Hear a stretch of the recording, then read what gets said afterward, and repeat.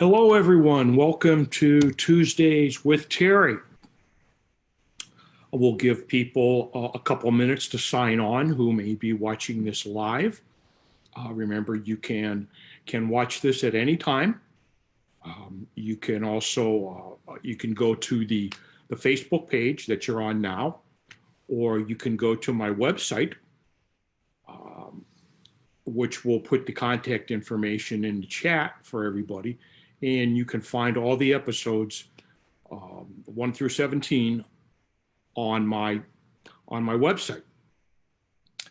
This is Terry Reed with the Lubeck Realty Group, and tonight is our second session of the Homebuyers Boot Camp.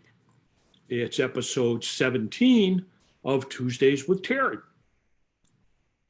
The Homebuyers Boot Camp is something that I feel kind of passionate about, and I think a lot of people are missing out on a great opportunity to build wealth for their family by not purchasing a house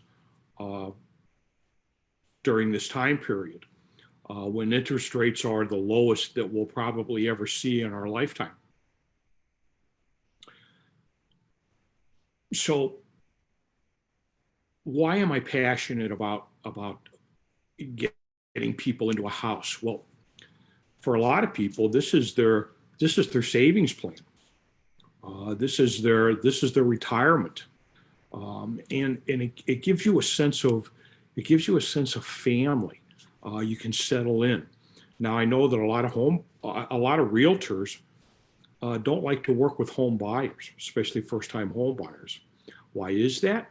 Well, it's a little bit more difficult than listing a property and selling it. Working with home buyers is a little bit more costly for a real estate agent. There's a lot more work to do, and it's possible that things could fall apart and you have to start all over again. And when you're working with first-time home buyers, often you're looking to get in an entry-level home at a lower price point. So oftentimes, the people that work with first-time home buyers are the newer agents. I have 10 years experience as a realtor. I enjoy working with first-time home buyers of all kinds. It gives me a sense of satisfaction when somebody can get in their first home or can get in any home for that matter. And because of that, I'm willing to work a little bit harder because, it makes me feel good. When you're at a closing and somebody gets the keys to their first house and they start crying, that really makes you believe like you're making a difference in somebody's life. So let's see, what time do we have here? I think everybody that's signed on, 7:03. Yeah, let's go ahead and get started. Episode 2, Homebuyers Boot Camp. We're going to have at least 4 of these sessions. What I want to do is encourage anybody that wants a copy of this best-selling book, Your First Home, to send us your contact information, and we will get you a copy. No obligation. We'll get you a free copy. It's a great book. It's a best-selling book. It might be out of print now, but I have a whole box full of these, and I'd like to get them out to people that want to get in the home buying stage. So this is the boot camp. And in the boot camp, what we try and do is we try and take you through a step-by-step process of purchasing a house. And we work with you every step of the way. That's up to you. How much do you want to work with us? That's up to you. Why am I passionate about this? The average homeowner's net worth is 44 times that of the average renter. That's a big difference. And I think it's pretty much self-explanatory. last week, one of the things that we went over is, where do I find down payment help? You know, I'm just starting out. I'm a first-time home buyer. I can't put 20% down. I can't even put 10% down. I might be able to put, 3.5% down, but isn't there any assistance out there for me? Well, there is assistance out there for you. And I have a website, down payment resource. The link to that is in the chat. It lists the Florida down payment programs that you might qualify for. Now, these are only government-backed programs, city, state, county. There are local programs, and there are lenders that have their own programs, and there are banks that have their own programs. And you can piggyback.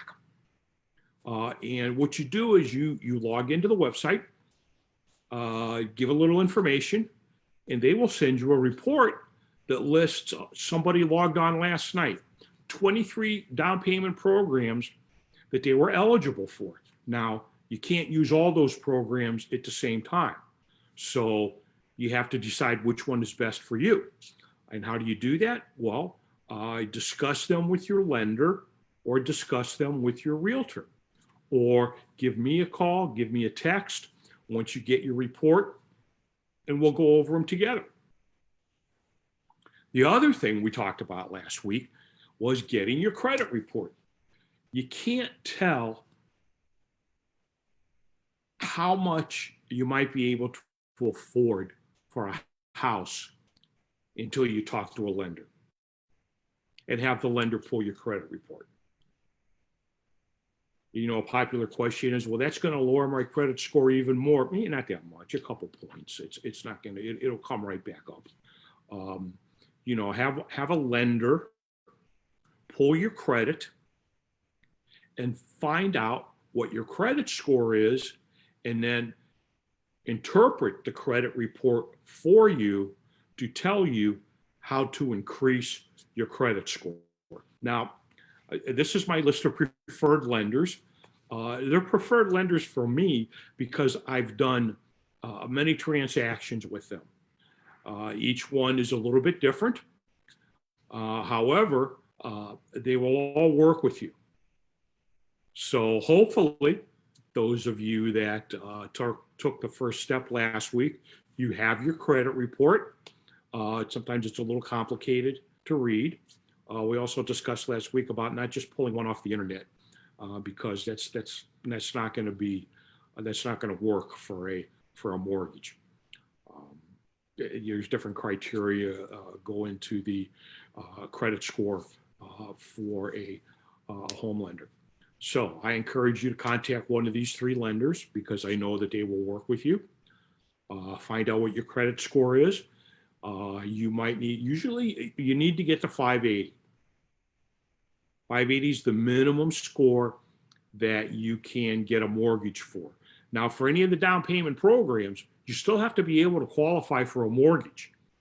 So it's good to know what down payment programs that you may qualify for, but really the first step is getting qualified, pre-qualified, pre-approved for a mortgage.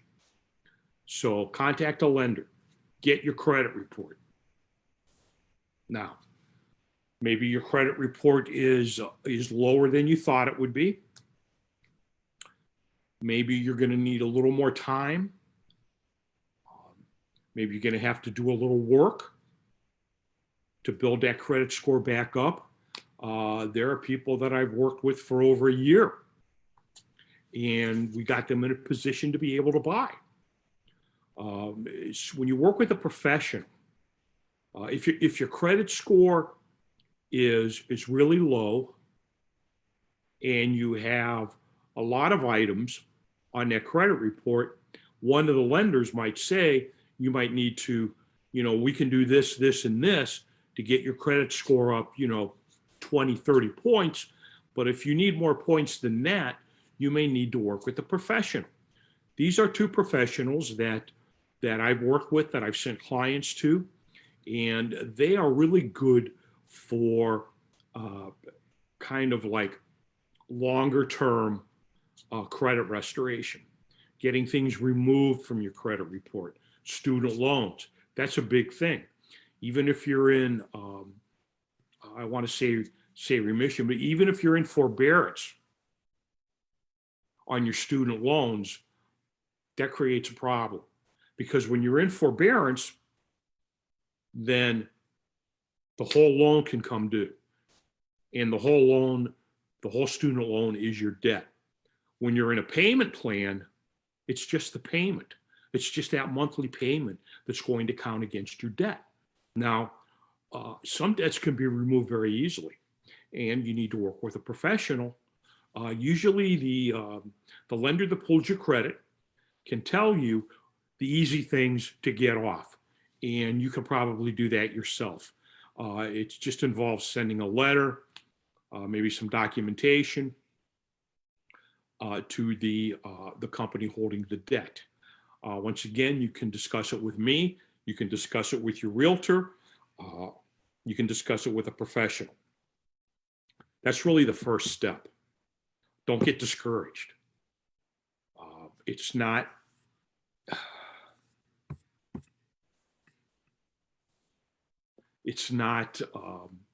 undoable. You know, there are a few things on a credit report that can't be removed or can't be worked out, but not many. And many debtors are taking as little as 5 cents on the dollar for debt. So you need to work on a plan and take it seriously. Now, this week, what we want to talk about is you've seen that you may qualify for some down payment assistance programs. You've seen where you can get your credit report, and you've seen where there are people that can help you build up your credit. Now, you're still going to need some cash. Let's say for round numbers, you're purchasing a $100,000 house. You're putting 3.5% down. So that's $3,500 down payment. However, there are still other things that you'll have to pay for. There are inspections, appraisals, depending on where you're buying a house. Let's say you're buying a house out in the acreage, then you'll probably need a well inspection. So it kind of depends on where you're at. But the next step to take is to look at your budget. If you're really serious about taking the steps to get into your first house, then you need to go on a budget, because you can't count on down payment programs to give you all the money that you'll need to purchase a house. And lenders want to see that you're also putting some money on the table. What I have up on the screen here now is a budget that was originally developed for businesses. Now, many of you out there who are watching this might also have a business. Let's use this example first. You go down each line item and you enter in an amount for each item monthly, and you go out. Now you can change this. You can white this out, and you can make it for household expenses. There are other ones that I can show you too for households. But what's unique about this one is if you look at the columns A, B, and C. So what you need to do is, after you fill in all the line items, all the expenses that you have monthly, then you need to check off a column. Is this critical for your business or household to function? If it is, then it might not be a way to cut down on that. Here's an example for your house: electric. Well, you have to have electricity. We're in Florida. However, you can always get your utility company if you're in Lake Worth Utilities. If you're over here more on the western side or outside of Lake Worth, Then it's Florida Power and Light. You can have them come out and do an energy audit. There may be ways for you to save some money on even the bills that you must pay monthly. Next column, B in yellow, it's nice to have. Okay, so, it might be nice to go to the movies every week, which can get expensive. Maybe you could switch that to going to the movies twice a month. Instead of going to Starbucks and getting a $7.50 latte, maybe you just switch to coffee with cream and sugar. So you go through each item and you classify it. Then you come to C. It's not essential for your business. One of the things that we as realtors were encouraged to do when the pandemic hit was to look at the money that we're spending not only on our business, but on our household. So, you go through your cell phone, see how many apps you have on there that you're paying. Maybe it's only $1 a month for. Do you use it? By going through this process, the goal is to come up with 10% savings per month. And then to take that savings and set it aside.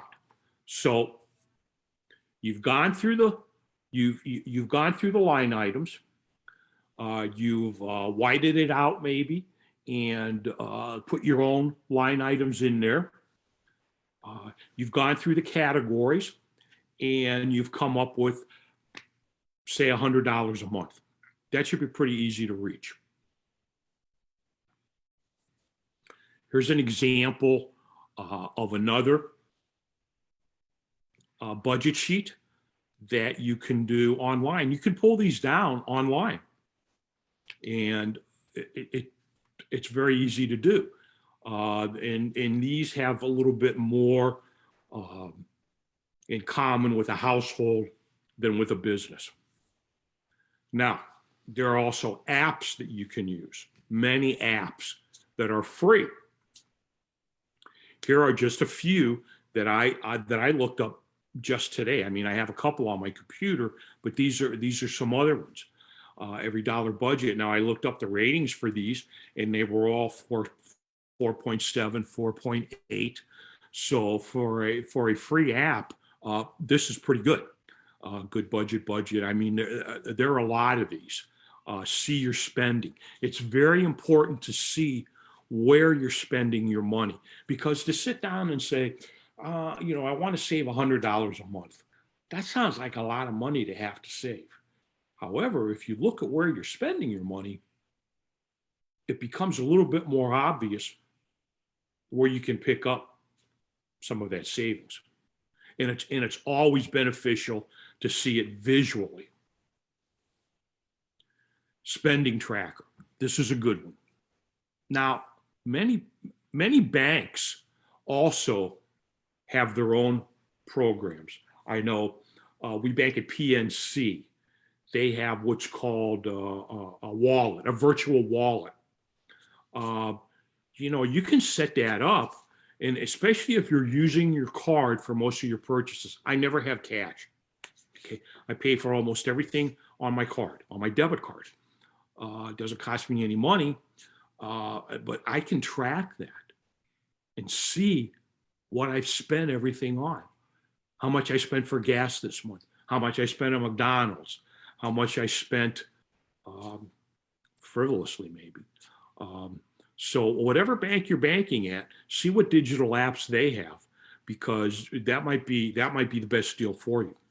Now, how else what are some creative ways that you can save a little bit more money? Well, I don't know about you, but when I'm running late for something and I need to drive through a drive-through, whether to get a drink or to get a quick burger, sometimes I do have some cash. When they give me the change, what do? I'm already sitting in the car, so I just throw it on the seat of the car. What happens to the change? I don't know. I don't know what happens to it. It falls under the seat or whatever. You can set yourself up on a program called Acorn, and every time you use your card, they will round that price up to the nearest dollar and put that money in an account for you. And they'll actually invest it in like a mutual fund.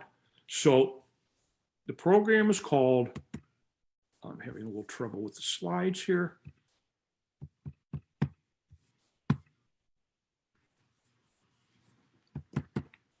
It's froze up.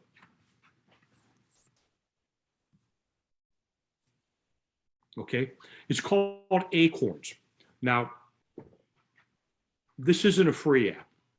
I think the cheapest is $1 a month. They have different plans, but I mean the whole idea is you're saving money that you ordinarily wouldn't see. I mean, some people take the change home.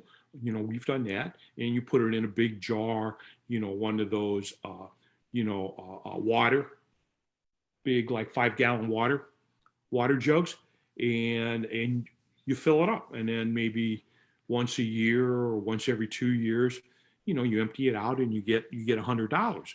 But what if that money was going into an account that was actually earning you more money? Whether, you know, instead of $100, you had $110. Trust me, every dollar helps. So that is really the objective for tonight's class, boot camp, seminar, whatever. First week, get your credit report. Check out what down payment programs you might qualify for. Talk to a lender. See how much you have to add to your credit score and how that can be accomplished. This week, we talked about saving a little bit of extra money so that when the lender goes to check your savings account or your checking account, they don't see that it's totally depleted every month. Now, you can still get a loan that way, but they will look more favorably on you if they see that you're saving money, that you have a plan. You have to have goals. You have to set goals, and you have to make progress towards those goals. You don't have to accomplish every goal every week. You know, this is an old saying, but it's true. Success is simple, but it's not easy. It takes some work. So we're here to help you. We will help you every step of the way, however you want it. Contact us. Take advantage of the website for down payment assistance. Okay? Go to the webpage and view past episodes of Tuesdays with Terry. We have episodes on a lot of things: buying a condo, buying a house, buying a townhouse. What do buyers need to know? You know, as we get more into this, we'll move a little bit past the preliminaries, and we'll get into actually discussing the buying process, looking at homes. How do you read an MLS sheet? You know, we'll get into some more details.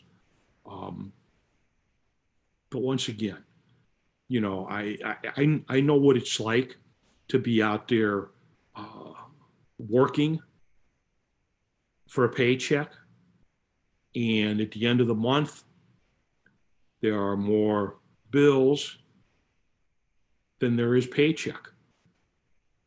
You know, I've lived through several recessions. And we always come out of them. This is an opportunity. This is a great opportunity here to get in this housing market. Yes, people are going to tell you that housing prices are high right now, and they are. They're only high because there's limited inventory, and they're selling quickly in certain areas and in certain price points. Now, I did a Zoom today about foreclosures. The foreclosure moratorium is going to end in a few months. And when it ends, we are going to see a lot of people that got forbearance on their mortgage having to pay a big lump sum because some banks weren't as forgiving and weren't as willing to work with people as other lending institutions. So they got forbearance, but it didn't get put to the back end of the mortgage. It got put to the first month that the moratorium is over. So that means that we are going to have more foreclosures on the market, more condos on the market, more townhouses on the market, possibly more entry-level homes on the market. Now, what I got out of that meeting today, the meeting was for real estate professionals like myself. When I first got into the real estate business, everything was a foreclosure, everything. You didn't show houses to people. You didn't make appointments to show a house. You just went to the house and opened the lockbox because it was vacant. We may see some of that again. And so the purpose of that call today was to tell you it's going to take 3 to 6 months to get set up with lenders to be able to sell their properties that they're foreclosing on. This is the same thing. It's going to take 3 to 6 months to get you ready to be in a position to purchase that house, to take advantage when the prices come down and there are more houses on the market and there are foreclosures again. Foreclosures are an opportunity for first-time home buyers to build some sweat equity into the house. There are pitfalls. We'll discuss that in an upcoming episode. But that's your homework for the next episode. Hopefully you did your due diligence and got your credit score. You checked out whether you're eligible for any down payment assistance programs. And now you're going to go through your budget and you're going to try and save some money and maybe put some of that money aside that you don't even have to touch that will end up as savings. So I hope tonight's episode was helpful. I really want people to take advantage of this opportunity and get that house and start building some wealth. So for those who tuned in, thank you. If you have any questions, my contact information is in the chat. You can text me, call me, email me. If you want a copy of your book, send me your contact information. You don't have to put it in the chat if you don't want anybody to see your contact information. You can text it to me, you can email it to me, or you can give me a call. So that's it for tonight, this episode of Tuesdays with Terry. And I hope you enjoyed it. I hope you learned something. And I hope we're getting you on the path to home ownership. We'll see you next Tuesday.